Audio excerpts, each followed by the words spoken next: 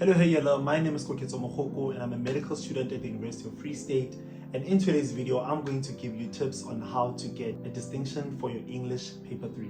These tips are more specifically for English home language, but having done Afrikaans first additional language, they also do apply to English first additional language. Without wasting any time, let me help you get this distinction. Let's get into this video.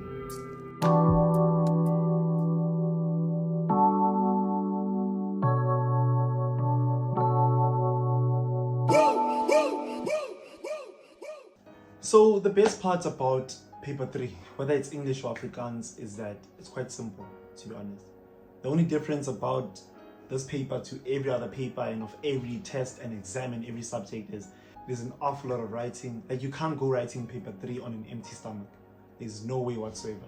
So that's one thing about paper 3. Even before you put pen on paper, you've pretty much already passed the paper. And I will get into that.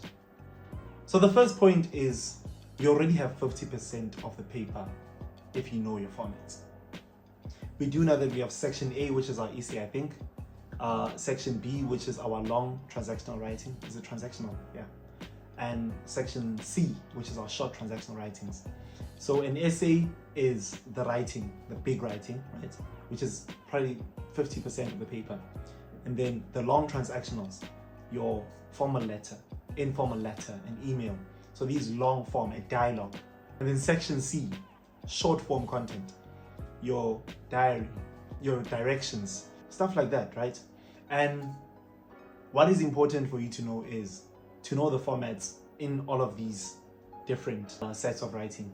Because if you go home and you start learning only a dialogue, a friendly letter, and a business letter, you're shooting yourself in the foot, because none of these are short transactional. So you're already conceding those marks. It's a short transactional. It's very important for you to know that. Hore, my short transactional and long transactional are two completely different things. That's why I need to learn all formats, because 50% of the paper is already the format. If you have a perfect format and your essay is out of 50, you already have 25. And the other 25 is about what you wrote today. It's about content, right? Same thing with your diary and with your section B and your section C.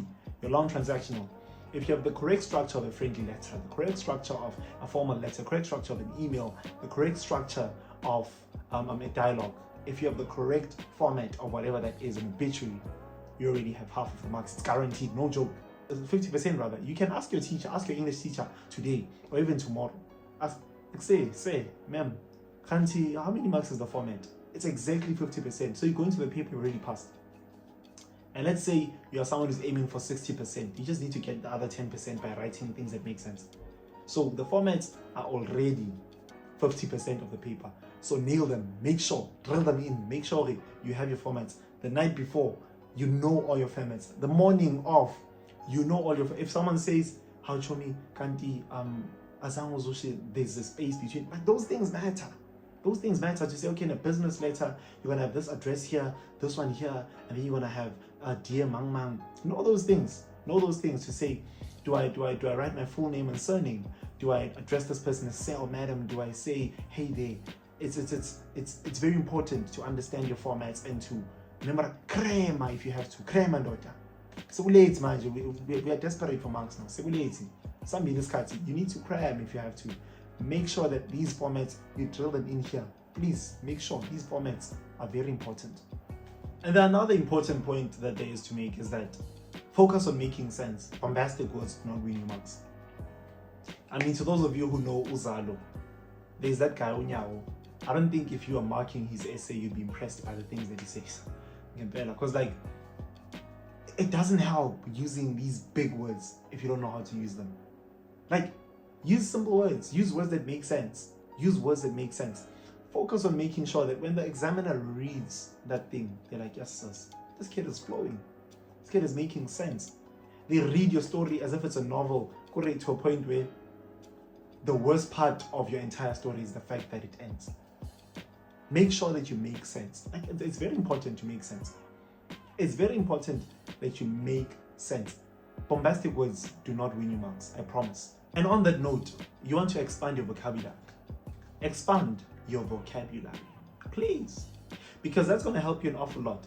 I remember I learned like throughout the year. I mean, if you're in grade 12 right now, it's probably too late to do that. But throughout the year, when I'd hear my teacher say things like even when we're reading our drama, I did the Picture of Dorian Gray for the novel. Even when we're reading that, the moment I hear someone say disintegrate, what's that? I wrote it in my dictionary, star that word. I had the dictionary app on my phone, I starred the word. I had someone speak about dilapidation in geography. Houses dilapidate. Oh, type that down. By the end of the year, I've expanded my vocabulary because I know new words. Each time I hear a word that I don't know, I don't go, Eish, is it? I try to learn that word. My daughter, read this word. Oh, you don't know it most. I take this word and I try to learn it. Try to learn these words. So that's what you want to do. Expand your vocabulary. There's nothing more boring for an examiner than reading a text, an essay, or a transactional writing that has so much and, but, and, so, like, and, so, yeah. Okay, so, dude, give this person something interesting. Give this person something, instead of saying, let me see. Instead of saying, KOKETSO ran for the position to be the coach of the team, but he did not get it, and that was unfortunate. And he did get other positions though, even though those are not the positions that he wanted. And he is, come on dude, say something like, although KOKETSO wanted the position as coach, he however got the position as this. Use those words, although, however. Even things as simple as to say the very least. It makes you sound so smart. It's not a big word. Everyone knows the words to say the very least. Everyone knows those words if you do English home language. Because if you're going to be listing things like KOKETSO had a house, a car, a what to say the very least. So you've only counted a few. I think KOKETSO had this and this and this.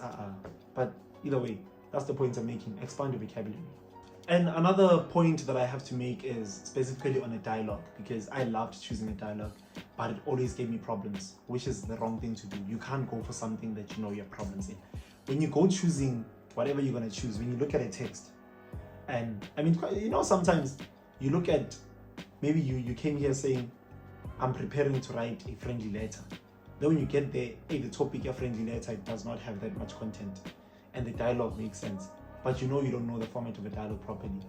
Ish, that's tough. That's why you need to learn all your formats. It gets difficult, especially with subjects like Afrikaans, where the only one that you understand there is the one whose format you did not learn. Ish, you're good at it. So what you want to do is learn these formats properly, especially a dialogue. Learn for yourself already. Between speakers, do I skip a line or not? Do I start writing immediately after the name, or do I put a colon right after there? When you say, hey KOKETSO, do you say hey, comma, KOKETSO, or hey KOKETSO, then you put a comma, then you continue? It's very important to know such things. It's like, for example, you know, what I always used to say is like, when you say, hey KOKETSO, how are you doing? It would always be, hey KOKETSO, comma, how are you doing? But turns out when I got to a dialogue in matric, that it's hey, comma, KOKETSO. Because you're talking to KOKETSO, man. Like, good morning, sir. Not good morning, sir, comma. No, good morning, comma, sir. So after you say the name after the comma to say, I'm talking to you. Well, so such things are very important in a dialogue and everything, to master the punctuation. Simple punctuations can make you lose marks. Remember what KOKETSO said. 50% of the paper is the format. Grammar and punctuation are really important, especially for an English home language student.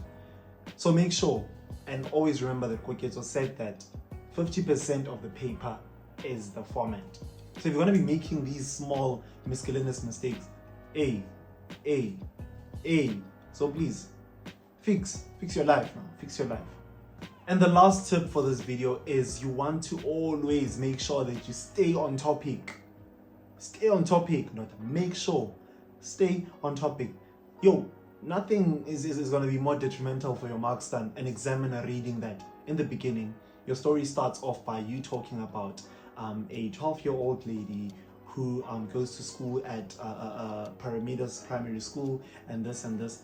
And then suddenly at the end of your story, even though she was 10 years old, she found it difficult.